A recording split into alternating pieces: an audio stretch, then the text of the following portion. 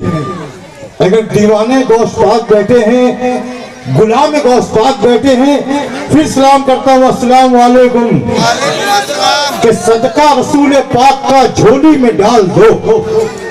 Guys वालों, सदका रसूल पाक का झोली में डाल दो।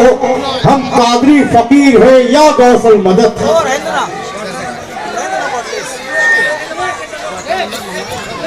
भाई किस निस्बत से, किस हवाले से आज यहाँ ये राफ्ता ऑफिस का इफ्तिताह हुआ, जाबिर शाह साहब ने तफसीलात से आपको बता दिया। रिजवान मेमन साहब